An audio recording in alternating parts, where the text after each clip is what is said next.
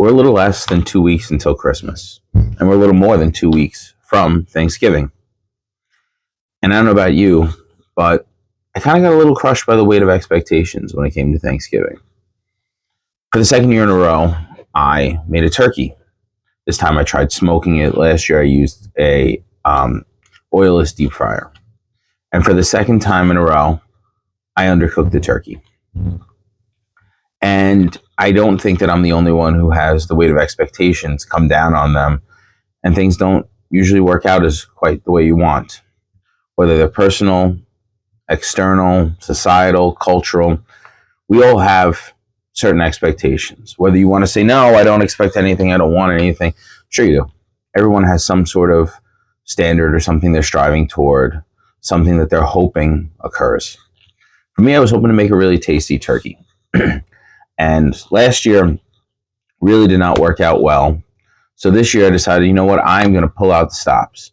I'm going to get a fresh turkey. I'm going to brine it for 24 hours. I'm going to let it air dry in the refrigerator. I'm going to season it. I'm going to smoke it. I am going to do every single thing that they talk about online to make this perfect succulent bird. I'm going to smoke it at the right temperature. I'm going to do it the right amount of time. I'm not going to rush it this time. I'm not going to let people be like, we're really hungry. How much longer? Which, rightly so. People are hungry. And this year, I undercooked it again. Thought it was cooked. It wasn't. And it really got me thinking, am I just a failure?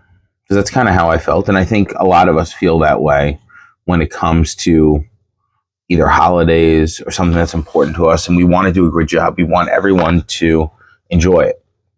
And it was bothering me, to be honest with you. You spend so much time investing in trying to make it, and it doesn't work out. And then on top of it, you have the expectation of the holiday, and other people are kind of depending on you. And then what do you do when you screw up? Well, it took me a little time.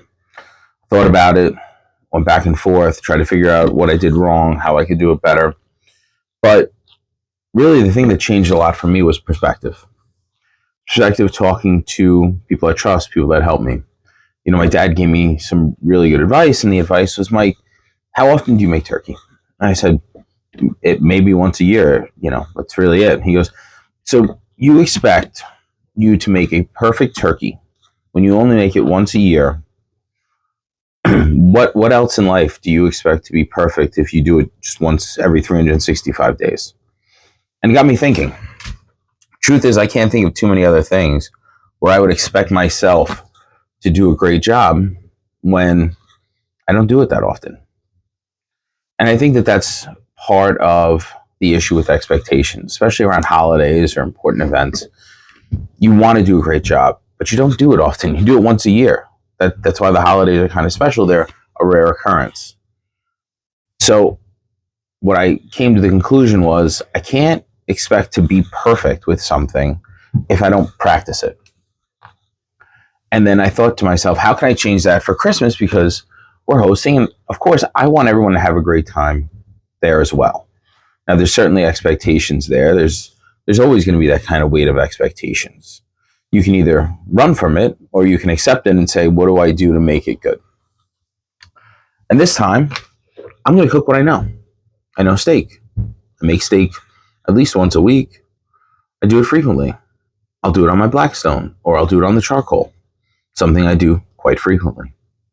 Something that I practiced, where I kind of can just look at the meat and know, all right, it's time to flip. It's not time to flip. Oh, this is time to come off. It's not time to come off. Mostly because when the weight of expectations and you're stressed, you're going to go back to what you've practiced, what you know, what you're used to. And perhaps that's something that we really need to consider. That when these weight of expectations does happen, when these individual events that are important to us happen, we have to fall back to what we want. One of my favorite quotes is, you don't rise to the level of your expectations, you fall to the level of your training. I fell to the level of my training. I don't make turkey that often. Of course, it wasn't going to be great.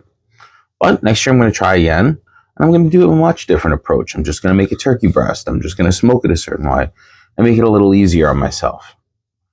Leave some of those expectations behind, but still go for better. So if you're anything like me, and you do have those expectations around the holidays. And I think we all do.